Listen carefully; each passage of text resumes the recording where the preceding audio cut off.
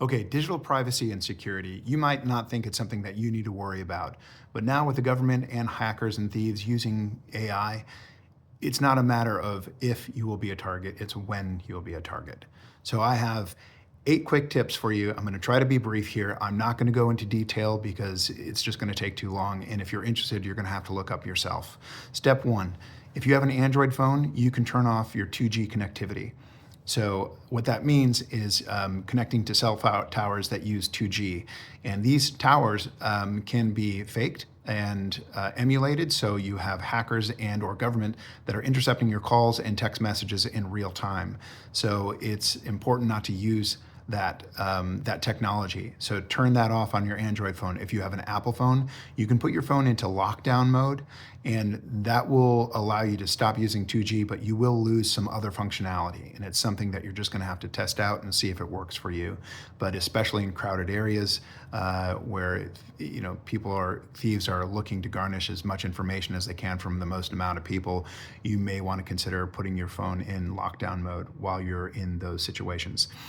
Step 2, turn off your location, mic, and camera sharing on your phone, or access to that in all your apps. You can go through each app one by one and change the permissions. If you have an Android phone, you can just toggle those things on and off with a button in the top settings. So I don't know about Apple. Again, hopefully they have that kind of functionality. Step 3, this is a big and very important one, download Signal. Signal is a message app similar to WhatsApp, and you might say, well, I already have WhatsApp, why get Signal? WhatsApp is using Signal's technology. Signal is at the forefront of encryption end-to-end on your phone. So the next breakthrough is likely going to be with Signal. Signal is a nonprofit organization that doesn't track, store, or sell your data, unlike other message apps which willingly keep that information and hand it over just with permission, not even a warrant. So consider going to Signal. It's a very easy app. You're going to need other people to be on it to communicate with them, but it's not a resource hog. Please get your family and friends on Signal. Similarly with Signal, step 4, a VPN. It's a virtual private network. If you don't know what that is, please look it up. But it basically is software that you put on your devices that encrypts your information going from your device all the way to a location of your choice. And again, you're going to have to look this up, but it's another means to keep your information safe because hackers in the government and your internet service provider consistently use your router as a point, as a vulnerability. And a VPN isn't an absolute fail-safe, but it is an extra measure of security that you should have. I personally use Surfshark. They don't keep any data or store any data in logs. So it's truly private, and it's just, my VPN of choice. Step 5, turn off or unplug or deactivate all devices in your house that use voice recognition software like Alexa and Google Nest.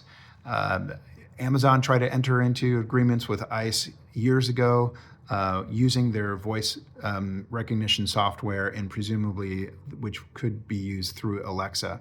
And it has been found out that Google and Amazon have been storing that data. So, get rid of that. Step 6, take down all your public images. That includes your public profile images. It's already a little late in the sense that, the government has already garnished all of those public images, even if it's like a public profile image for Venmo. Those are already in databases that the government can use to identify you, locate you in the future, whether it's you're a suspect or somebody who is a witness, or whatever reason you can think of, but that can be used to find you, identify you. So take down those images, don't promote more to be out there. And for the love of God, tell your children not to ever put up public images of themselves. They should only be shared with family and friends.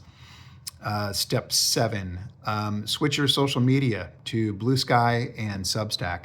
Now, I'm not 100% certain what their policy is on Substack, but I know Blue Sky is an effort to allow the users to have control of their data. So it's at least a step forward, unlike Meta, which not only sells your data constantly, but also they allow advertisers that are known scammers to proliferate. I've reported multiple of these scammers, and they haven't just popped up. I've seen my comments on the same ad that's still up, weeks later. So they don't care. They're just in it for the money, and that kind of business can't be rewarded. And number 8, and this is especially for those of you who are worried about being detained or imprisoned or deported simply because of parking tickets. You may want to alter your looks.